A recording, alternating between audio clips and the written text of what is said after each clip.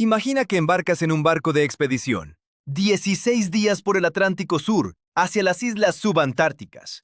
Los camarotes son pequeños, el comedor es comunal. Compartes el baño con otros 4 pasajeros. Duermes a 2 metros del hombre que roncó toda la noche anterior. No hiciste nada raro. No tocaste ningún roedor. Solo hiciste lo que hace cualquier turista en un crucero de aventura. Respiraste el mismo aire. Usaste la misma cafetera. Le pediste prestado el abrelatas a tu vecino de camarote. Y el virus te encontró igualmente. ¿Qué hace que un virus que durante décadas solo viajaba dentro de ratones empiece a viajar dentro de personas?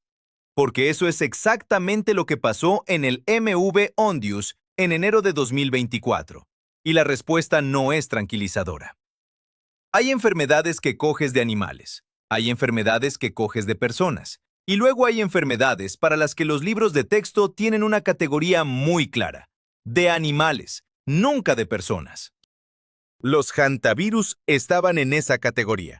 Durante décadas, con evidencia sólida, con consenso científico. El manual decía, hantavirus, transmisión exclusivamente por roedores. Si no tocaste un ratón infectado, si no respiraste el polvo de sus excrementos, no corrías ningún riesgo. El hantavirus era una enfermedad de granjeros, de trabajadores de campo, no de turistas navegando entre icebergs. Esa certeza duró hasta que dejó de durar. Hay más de 50 especies conocidas de hantavirus en el mundo.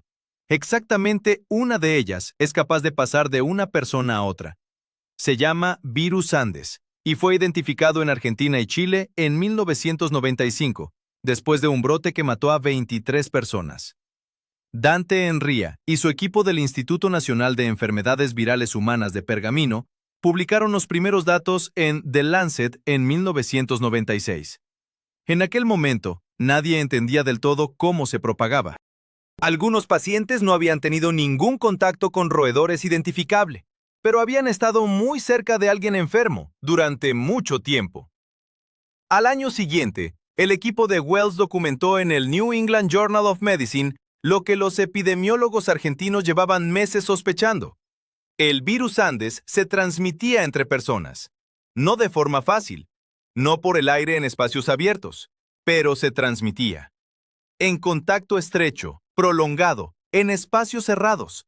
El tipo de contacto que ocurre cuando duermes a 2 metros de alguien durante 16 días en un camarote sin ventana. Aquí es donde yo me quedo parado. Porque lo que acababa de ocurrir no era un avance científico bonito.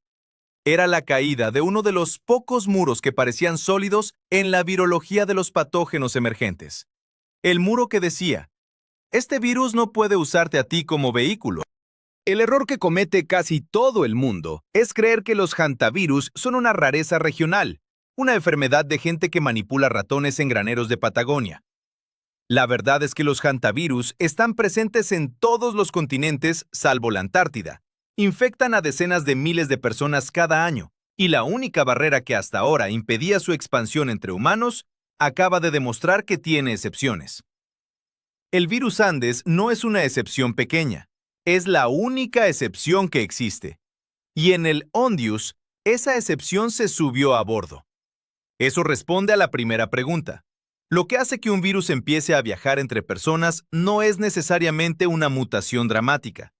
A veces es simplemente que una especie dentro de un género tiene una capacidad que las demás no tienen, y que nadie lo nota hasta que las condiciones son las adecuadas.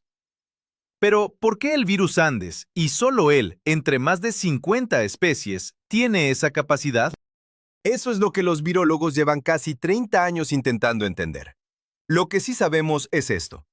El síndrome pulmonar por hantavirus tiene una mortalidad de entre el 30 y el 50%. No hay tratamiento antiviral aprobado, y el periodo de incubación del virus Andes puede llegar a 45 días. 45 días en los que puedes sentirte perfectamente bien mientras el virus se replica en silencio.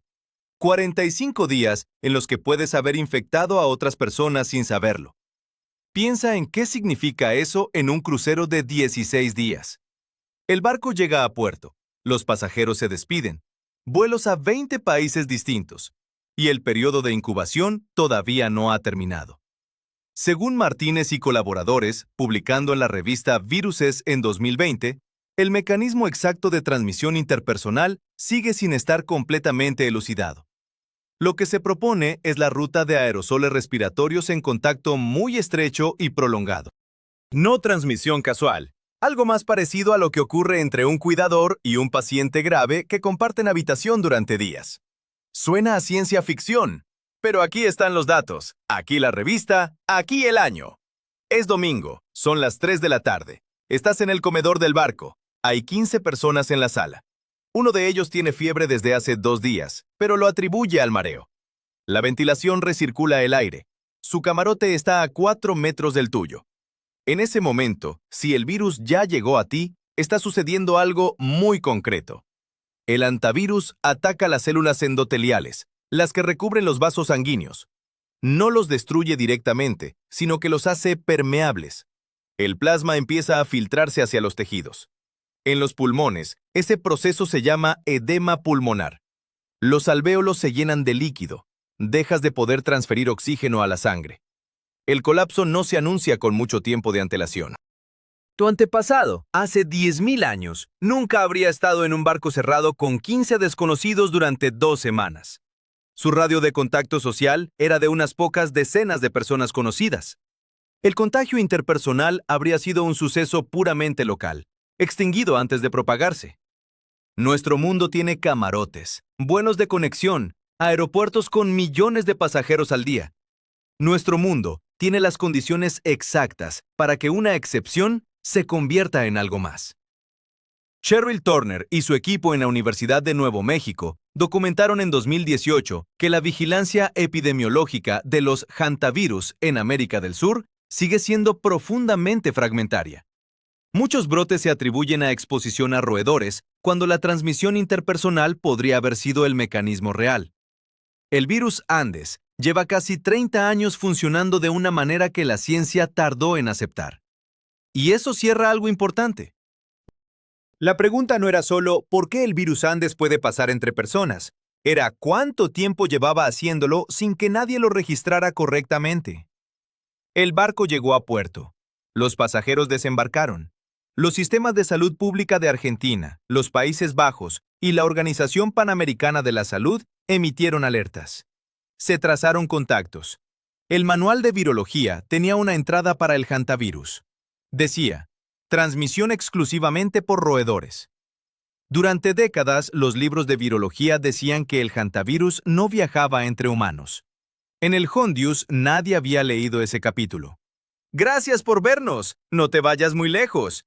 Ya estamos trabajando en un nuevo video que te va